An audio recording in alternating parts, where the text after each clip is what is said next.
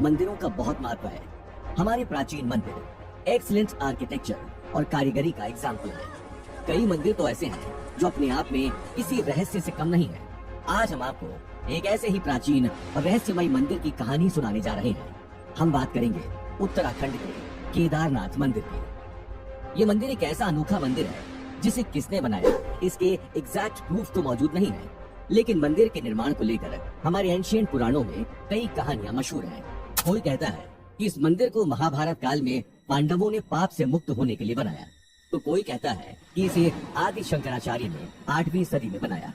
इन सभी कहानियों के बीच एक बात तो तय है कि ये मंदिर कई सारे सीक्रेट से भरा हुआ है, जिसके बारे में जानना एक कमाल का एक्सपीरियंस है। आपको जानकर हैरानी होगी कि आस्था और भक्ति का प्रतीक केदारनाथ मंदिर 400 सालों तक बर्फ में दबा था, और उस वक्त कोई ये नहीं जानता था कि बर्फ के अंदर बाबा भोलेनाथ का प्राचीन मंदिर है। आप केदारनाथ के उन पुजारियों के बारे में भी जानेंगे जिनके बारे में एक समय ऐसी मान्यता थी कि उनके पास सुपर नेचुरल पावर्स हुआ करती थी।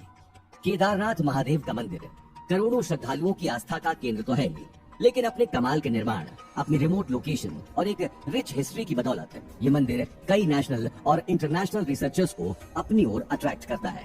क्या आपको पता है कि केदारनाथ और भारत के कुछ दूसरे शिव मंदिर जियोग्राफिकली एक स्ट्रेट लाइन में बने हैं, वो भी तब जब दुनिया में कोई एडवांस टेक्नोलॉजी नहीं थी। हिमालय की गोद में बसा केदारनाथ मंदिर उत्तराखंड के रुद्रप्रयाग जिले में है। ये उत्तराखंड में सबसे ऊंचाई पर बना मंदिर है। इसका निर्माण इतना कमाल का है कि इसके जैसा दूसरा मंदिर पूरी दुनिया में कहीं नहीं है। मंदिर के बारे में आगे बढ़े उससे पहले इसके बेमिसाल आर्किटेक्चर की बात जरूर होनी चाहिए। दोस्तों, ये मंदिर सी लेवल से 3600 मीटर ऊपर बना है। इसका कंस्ट्रक्शन कुछ ऐसा लगता है कि इसे इंसानों ने नहीं, सुपर ह्यूमंस ने बनाया है। पांडवों के बाद कई वर्षों तक मंदिर का बाल भी बांका नहीं हुआ, लेकिन 8वीं शताब्दी तक मंदिर कई जगह से टूट चुका था। ऐसी मान्यता है कि 8वीं शताब्दी में जगत गुरु शंकराचार्य ने इसका रिनोवेशन कराया। ऐसे में ये मंदिर 1200 साल से अपनी जगह पर मजबूती के साथ खड़ा है। तो फिर उस वक्त ऐसी कौन सी टेक्नोलॉजी थी जिस वजह से ये मंदिर इतने सालों के बाद भी सही सलामत है?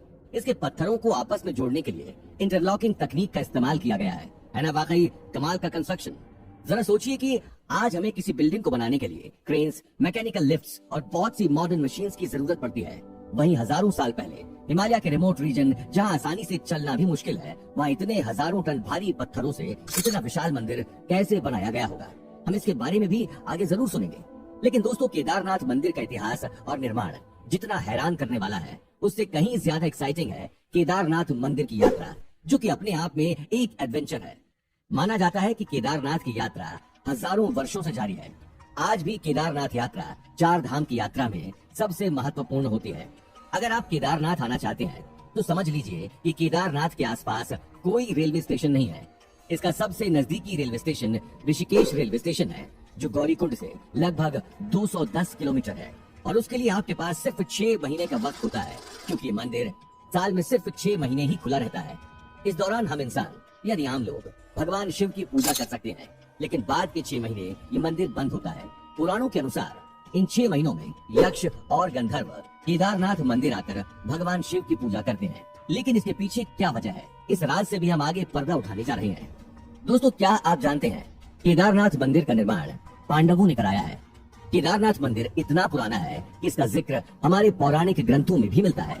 स्कंद पुराण, वायु पुराण, केदार कल्प और केदार खंड में इस मंदिर के बारे में बड़े विस्तार से लिखा गया है। वायु पुराण के अनुसार जब ब्रह्मा जी ने ये सृष्टि बनाई तो उसकी रक्षा के लिए भगवान विष्णु ने नर और नारायण नाम के 2 ऋषियों का अवतार लिया। उन्होंने केदारनाथ के गंधमादन पर्वत पर भगवान शिव को प्रसन्न करने के लिए कड़ी तपस्या की। भगवान शिव उनकी तपस्या से खुश हुए और उन्हें दर्शन दिए। भगवान शिव ने नर और नारायण से वरदान मांगने को कहा। नर और नारायण ने भगवान शिव से अपने साक्षात रूप में केदार भूमि में ही रह जाने का वरदान मांगा। भगवान शिव ने उन्हें वरदान दिया और तथास्तु कहकर चले गए। तब से ही केदारनाथ भूमि को भगवान शिव का निवास स्थान माना जाता है। लेकिन केदारनाथ मंदिर की सबसे पॉपुलर और इंटरेस्टिंग स्टोरी पांडवों से जुड़ी है। आपने ग्रेट एपिक महाभारत की कहानी तो सुनी ही होगी। महाभारत के युद्ध को दुनिया का सबसे बड़ा युद्ध माना जाता है। इसमें पांडवों ने कौरवों को हराकर विजय प्राप्त की थी। लेकिन इस युद्ध के बाद क्या हुआ, ये बहुत कम लोग जानते हैं। महाभारत के युद्ध को धर्म और अधर्म के बीच का युद्ध कहा गया है। इस युद्ध में धर्म की रक्षा के लिए पांडवों को उनके ही भाई कौरवों से युद्ध करना पड़ा था। पूरे 18 दिन चली इस लड़ाई में पांडवों की जीत हुई। उन्होंने दुर्योधन और दूसरे सभी कौरवों को मार गिराया। इतना ही नहीं, युद्ध जीतने के लिए पांडवों को अपने गुरु द्रोणाचार्य, भीष्म पितामह और कई रिश्तेदारों को मारना पड़ा। युद्ध खत्म होने के बाद पांडवों को हस्तिनापुर का साम्राज्य तो मिल गया, लेकिन उन्हें सेटिस्फैक्शन नहीं मिल रहा था। अपने ही भाइयों और गुरुओं को मारने का गिल्ट उन्हें परेशान कर रहा था। ऐसे में युधिष्ठिर, भीम, अर्जुन, नकुल, सहदेव और द्रौपदी मिलकर भगवान कृष्ण के पास पहुंचे। पांडवों ने उन्हें अपनी सिचुएशन के बारे में बताया। हालांकि कई जगह भगवान कृष्ण की जगह महर्षि वेद व्यास का भी जिक्र है, लेकिन सबसे ज्यादा मान्यता भगवान कृष्ण को लेकर है। कहते हैं भगवान कृष्ण ने पांडवों की पीड़ा सुनी और फिर उन्हें बताया कि पांडवों ने युद्ध में अपने भाइयों और कई ब्राह्मणों की हत्या की है, इसलिए उन्हें गोत्र हत्या और ब्राह्मण हत्या का पाप लगा है। अगर पांडव स्वर्ग जाना चाहते हैं तो पहले उन्हें अपने इस पाप का प्रायश्चित करके शुद्ध होना होगा। लेकिन कैसे? पांडवों के ये पूछने पर भगवान कृष्ण ने उनसे कहा, जीवन और मरण के इस चक्र को चलाने वाले भगवान देवों के देव महादेव हैं। महाकाल के रूप में प्रसिद्ध भगवान शिव ही आप पांडवों को इस पाप से मुक्ति दिला सकते हैं। कहते हैं कि भगवान कृष्ण अच्छे से जानते थे कि भगवान शिव केदारनाथ में विराजमान है। यहाँ बर्फ में उनका ज्योतिर्लिंग छिपा है। इस ज्योतिर्लिंग के दर्शन से ही पांडव अपने पाप से मुक्त हो सकते थे। इसलिए उन्होंने पांडवों को केदारनाथ जाकर इस ज्योतिर्लिंग के दर्शन करने की सलाह दी। भगवान कृष्ण के कहने पर पांडव और द्रौपदी भगवान शिव की तलाश में हिमालय की गोद में बसे केदारनाथ की ओर चल पड़े। कई जगह ये दावा भी किया गया है कि पांडव भगवान शिव के ज्योतिर्लिंग को नहीं, साक्षात भगवान शिव को ढूंढने केदारनाथ की ओर निकले थे। अपनी इस तलाश में पांडव कई दिनों तक हिमालय में भटकते रहे। वो जहां जहां जाते उन्हें दूर तक बर्फ ही बर्फ दिखती। भगवान शिव को ढूंढते ढूंढते अब पांडव थकने लगे थे। पांडवों के पास आज के समय के अनुसार कोई फैसिलिटी मौजूद नहीं थी। वो उस वक्त जहां थे वहां इंसान तो क्या, कोई परिंदा तक नजर नहीं आ रहा था। आखिरकार भटकते भटकते पांडव सबसे पहले गुप्त काशी पहुंचे। लकीली उस वक्त वहां भगवान शिव और पार्वती आराम कर रहे थे। कहते हैं भगवान शिव अपने ही भाइयों और गुरुओं की हत्या करने वाले पांडवों से बड़े नाराज थे। वो पांडवों को दर्शन नहीं देना चाहते थे, लेकिन माता पार्वती से दर दर भटकते पांडवों और द्रौपदी की ये हालत देखी नहीं गई, जिसके बाद गुप्त काशी में उन्होंने पांडवों को दर्शन दिए। भगवान शिव की तलाश में बेचैन हो रहे पांडवों ने उनसे शिव का पता पूछा। इस पर माँ पार्वती ने उनसे कहा, भगवान की इस खोज में मैं आपकी कोई मदद नहीं कर सकती, लेकिन मैं आपको इतना जरूर बता सकती हूँ कि आपको किस रास्ते पर जाना है। पांडव माँ पार्वती के बताए हुए रास्ते पर चल पड़े। रास्ते में उन्हें बहुत सारी भैंसों का एक झुंड नजर आया। युधिष्ठिर जानते थे कि भगवान शिव ने एक बार भस्मासुर से युद्ध के दौरान भैंस का रूप धारण किया था। उन्हें समझ आ गया था कि हो ना हो इन्हीं भैंसों के झुंड में भगवान शिव भी छिपे हुए हैं। युधिष्ठिर ने भीम से कहा, इन भैंसों को एक एक कर झुंड से बाहर निकालो, इन्हीं में कहीं भगवान शिव मिलेंगे। भीम एक एक करके भैंसों को झुंड से अलग करने लगे। उन्होंने जबरदस्ती सभी भैंसों को अपनी दो टांगों के बीच से गुजरने पर मजबूर किया। भैंसें एक एक करके भीम की टांगों के नीचे से जाने लगीं, लेकिन उनमें से एक भैंसा भीम की टांगों के नीचे से गुजरने के लिए तैयार नहीं था। वो भैंसा जमीन पर अपना सिर रगड़ने, देखते ही देखते उसका आधे से ज्यादा शरीर जमीन में धंस गया। भीम ने फौरन दौड़कर उस भैंसे की पूंछ पकड़ी और उसे जमीन से बाहर खींचने लगे। ऐसा कहा जाता है कि भीम में 10,000 हाथियों की ताकत थी। भीम की इतनी ताकत और बहुत कोशिश करने के बाद भी भैंसे का केवल पिछला शरीर ही जमीन के ऊपर आ पाया। पांडवों की दृढ़ आस्था देख भगवान शिव ने प्रसन्न होकर उन्हें दर्शन दिए और उन्हें पाप से मुक्त किया। पांडवों के साथ हुई इस घटना के दौरान भैंस रूप धारण करने वाले भगवान शिव का केवल पिछला हिस्सा जमीन के ऊपर आ सका। इसलिए केदारनाथ मंदिर में आज भी शिव जी की इसी रूप में पूजा होती है, जबकि उनके शरीर के बाकी 4 हिस्से अलग अलग जगह पर निकले थे। शिव जी के शरीर के ये भाग जहां जहां निकले उसे आज पंच केदार कहा जाता है। पुराणों के अनुसार शिव जी के धड़ का ऊपरी भाग नेपाल के पशुपतिनाथ में निकला। रुद्रप्रयाग जिले के उखीमठ में शिव जी के शरीर का मध्यम भाग निकला। आज भी यहाँ मध्यमेश्वर शिव की नाभि की पूजा की जाती है। रुद्रप्रयाग के चोपता में स्थित तुंगनाथ में भगवान शिव की भुजाओं की पूजा की जाती है। ऐसे ही मुख की पूजा रुद्रनाथ में की जाती है और जटा कपिलेश्वर में पूजी जाती है। ऐसा कहते हैं कि पांडवों ने ही केदारनाथ में रहकर यहाँ मंदिर बनाया ताकि वे पूजा अर्चना करते हुए समय व्यतीत कर सकें। पांडवों के पास उस समय भगवान श्री केदारेश्वर की पूजा के लिए चने की दाल और मक्खन ही था। इसलिए आज भी भगवान केदारेश्वर की पूजा में चने की दाल और घी का बहुत ही महत्व है। अगर केदारेश्वर के लिंग को ध्यान से देखने पर उसके एक भाग में भगवान गणेश और दूसरी जगह पर माँ दुर्गा का चिन्ह दिखाई देता है। ये तो थी केदारनाथ की कहानी। लेकिन दोस्तों, क्या आपने कभी गौर किया है कि भगवान शिव हमेशा किसी दूर दराज के एकांत इलाके में ही रहते हैं, जैसे कैलाश पर्वत, अमरनाथ या दूसरे दूर इलाकों में। केदारनाथ में भी कुछ ऐसी ही जगह हैं जो आज भी केवल साल में 6 महीने ही खुलती हैं। बाकी के 6 महीने भगवान शिव एकांतवास में रहते हैं। दोस्तों, जैसा कि हमने आपको शुरुआत में बताया था कि केदारनाथ धाम के दरवाजे अक्षय तृतीया के दिन खुलते हैं और 6 महीने बाद भाई दूज को बंद होते हैं। हजारों साल पुराने इस केदारनाथ मंदिर की पूजा बड़े विधि विधान के साथ होती है। सुबह की सबसे पहली पूजा में ज्योतिर्लिंग को पवित्र जल से स्नान कराया जाता है। इसके बाद घी का लेप लगाया जाता है। फिर ज्योतिर्लिंग की आरती होती है, जिसमें आम भक्त भी शामिल हो सकते हैं। शाम के समय भगवान शिव का श्रृंगार किया जाता है। इस दौरान हिमालय से बड़े तंग आ गए थे। ऐसे में वो ब्रह्मा जी के साथ भगवान शिव के पास पहुंचे। भगवान शिव ने हिमालय को पर्वतों का राजा बना दिया और सभी देवताओं, यक्षों और गंधर्वों के लिए भी जगह तय कर दी। शिव जी खुद भी केदारनाथ ज्योतिर्लिंग के रूप में धरती पर रहने लगे। ऐसे में आदिकाल से ही यक्ष और गंधर्व भी भगवान शिव की पूजा करने यहाँ आते थे। आज भी ये 6 महीने यक्षों और गंधर्वों के लिए रिजर्व होते हैं। केदारनाथ के कपाट बंद होने पर भगवान शिव की पंचमुखी चांदी की मूर्ति को उखी मठ के ओमकारेश्वर मंदिर में ले जाया जाता है, जहाँ अगले 6 महीने तक उसकी पूजा अर्चना की जाती है। केदारनाथ मंदिर के मुख्य पुजारी को रावल कहा जाता है। वो कर्नाटक के वीरशैव कम्युनिटी से आते हैं। रावल की मदद के लिए 3 सहायक पुजारी भी होते हैं। लेकिन केदारनाथ के पुजारियों का एक बड़ा रोचक इतिहास है। दरअसल आदिकाल से ही भगवान शिव की पूजा करने वाला एक बड़ा वर्ग रहा है। 4वीं शताब्दी में भगवान शिव की पूजा आराधना करने वाले लोग खुद को पशुपात कहकर बुलाते थे। ऐसा इसलिए क्योंकि भगवान शिव को पशुओं का भगवान भी कहा जाता है। नेपाल में भगवान शिव का पशुपतिनाथ मंदिर बड़ा प्रसिद्ध है। आपने भगवान नंदी और दूसरे पशुओं को भगवान शिव की सेवा में जरूर उन पर बने शोज में देखा होगा।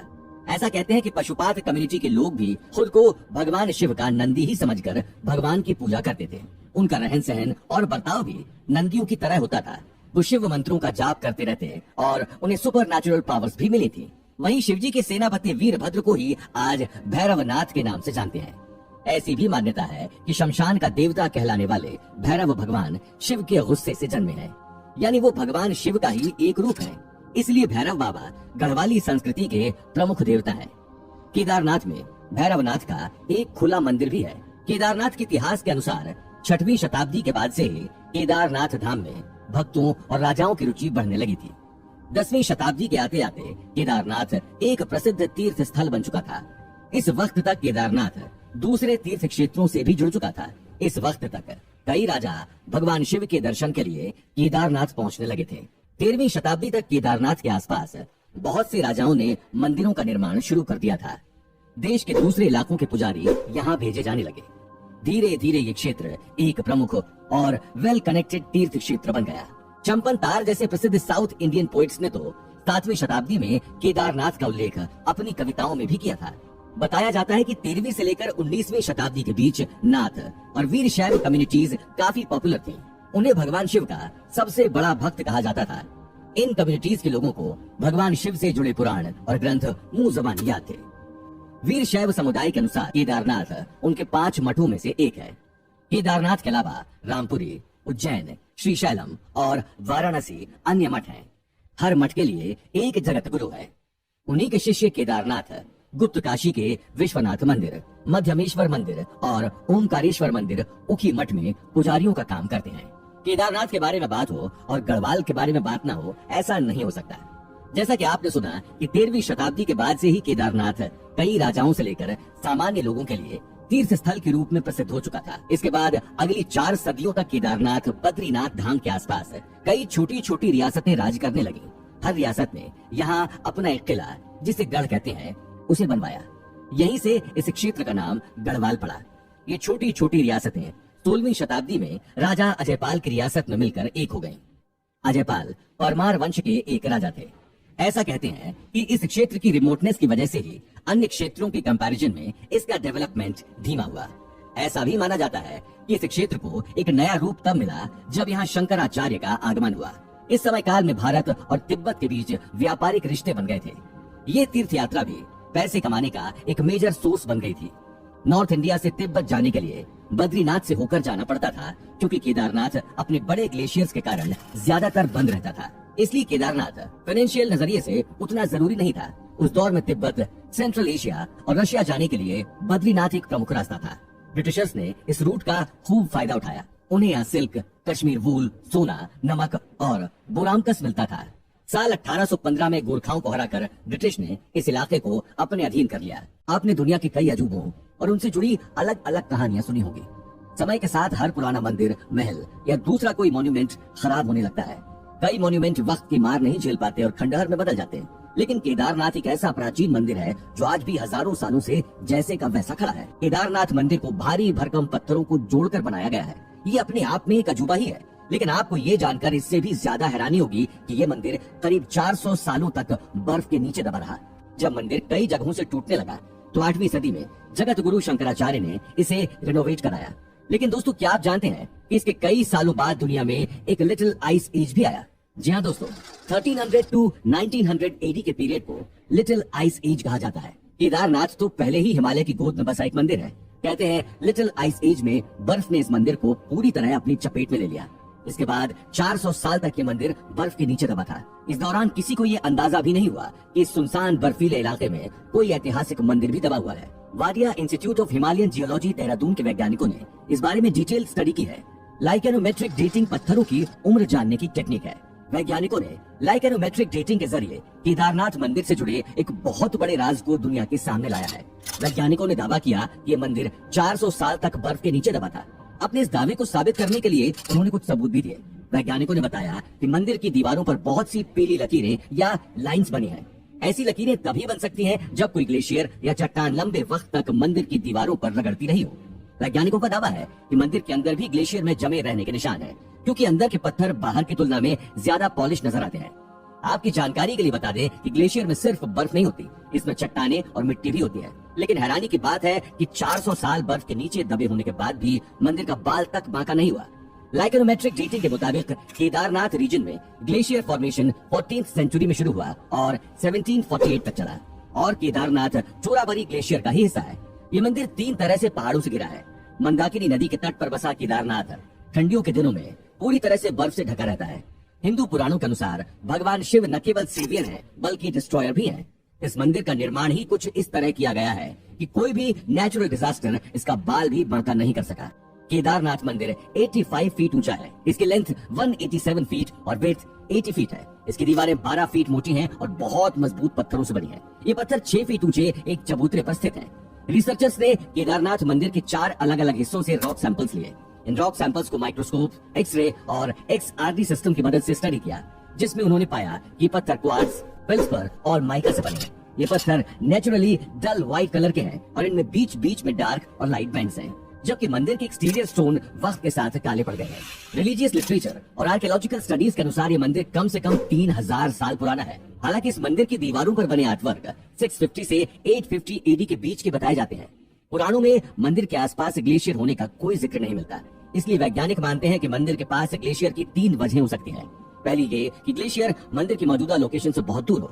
दूसरा ये कि उस इलाके में कोई ग्लेशियर ही ना रहा हो। और तीसरा ये कि वहाँ पहले भी ग्लेशियर रहा होगा, जिसे काट कर ये मंदिर बनाया गया होगा। एक्सपर्ट्स मानते हैं कि साल 2013 की भीषण बाढ़ के बीच भी केदारनाथ मंदिर इसलिए बचा रहा क्योंकि इसका निर्माण और वास्तु बेजोड़ है। गढ़वाल के गोपेश्वर में गोपेश्वर महादेव या गोपीनाथ का मंदिर है। ये दिखने में बिल्कुल केदारनाथ मंदिर जैसा ही है। आर्किटेक्ट्स मानते हैं कि ये मंदिर भी केदारनाथ मंदिर की तरह मजबूत है। केदारनाथ मंदिर का एक और पत्थर बड़ा फेमस है। ये पत्थर हजारों साल पहले से यहाँ नहीं है, बल्कि 2013 में यहाँ आया। दरअसल 2013 में जब केदारनाथ में बाढ़ आई तो उस वैली में सब कुछ तहस नहस हो गया, लेकिन केदारनाथ मंदिर को कुछ नहीं हुआ। इसका एक बहुत बड़ा रीजन यही पत्थर है। दरअसल जब केदारनाथ में बाढ़ आई तो कहीं से एक बहुत बड़ा पत्थर आकर केदारनाथ मंदिर के ठीक पीछे फंस गया। इसी डायरेक्शन से पानी मंदिर की ओर आ रहा था, लेकिन इस पत्थर ने मंदिर के लिए शील्ड का काम किया। आज भी ये पत्थर केदारनाथ मंदिर के पीछे है। ये केदारनाथ मंदिर की एक चट्टान बनकर रक्षा कर रहा है। किंतु आखिर मंदिर को बचाने के लिए ठीक उसी वक्त उसी जगह ये पत्थर कैसे आ गया? ये महज एक कोइंसिडेंस है या फिर भगवान शिव की ही कोई लीला? आपने अब तक सुना कि कैसे केदारनाथ के मंदिर का निर्माण कितना रहस्यमयी और हैरत अंगेज है। इसके बारे में जानकर ये यकीन कर पाना बड़ा मुश्किल है कि इसका निर्माण इंसानों ने किया है। ऐसा लगता है कि इसे जरूर किसी सुपर ह्यूमन ने बनाया होगा, लेकिन यकीन मानिए हजारों साल पहले बगैर किसी मॉडर्न टेक्नोलॉजी के ये मंदिर बनाया गया है। दोस्तों, केदारनाथ मंदिर जैसा मार्बल दुनिया में शायद कहीं नहीं है, लेकिन इस मंदिर और भारत के दूसरे प्रसिद्ध ज्योतिर्लिंगों में एक कनेक्शन जरूर है। क्या आप बता सकते हैं कि वो क्या है? दरअसल केदारनाथ और बाकी ज्योतिर्लिंगों में ये कनेक्शन है कि केदारनाथ से लेकर साउथ इंडिया के आखिरी रामेश्वर ज्योतिर्लिंग तक ये सारे मंदिर जियोग्राफिकली एक स्ट्रेट लाइन में बने हैं। ये सारे ज्योतिर्लिंग 79 डिग्रीज लॉन्गिट्यूड पर स्थित हैं। केदारनाथ से शुरू करें तो ये 79.06 डिग्री पर है। ऐसे ही आंध्र प्रदेश का श्रीकालहस्ती मंदिर 79.70 डिग्री पर है। इसके बाद तेलंगाना का कालेश्वरम मंदिर 79.90 डिग्री पर है। वहीं तमिलनाडु के अरुणाचलेश्वर, थिल्लई नटराज, जम्मूकेश्वर, एकाम्बेश्वर नाथ मंदिर और रामेश्वरम मंदिर मिलकर एक सीधी लाइन बनाते हैं। जरा सोचिए, हजारों साल पहले बने इन मंदिरों को जियोमेट्रिकली इतना परफेक्ट कैसे बनाया गया होगा। इस तरह के प्राचीन मंदिरों के अद्भुत निर्माण को शब्दों में बयान करना संभव नहीं है। केदारनाथ से रामेश्वरम के बीच के सभी मंदिर एक स्ट्रेट लाइन में स्थित हैं। ऐसे बहुत सारे राज हैं जिन पर से पर्दा उठना बाकी है। जैसे जैसे हम इन मंदिरों के बारे में पढ़ते जाते हैं, हमारा इंटरेस्ट और ज्यादा बढ़ता जाता है। जैसे फिलहाल ये सोचिए कि हमारे पूर्वजों के पास ऐसी कौन सी टेक्नोलॉजी और साइंस थी जो उन्होंने ऐसा निर्माण कार्य किया, क्योंकि बिना किसी टेक्नोलॉजी के भी सदियों पहले बने ये मंदिर नेचर के 5 elements earth, water, fire, air और स्पेस को रिप्रेजेंट करते हैं। ये पांचों मंदिर वास्तु विज्ञान और वेद का अद्भुत संगम है।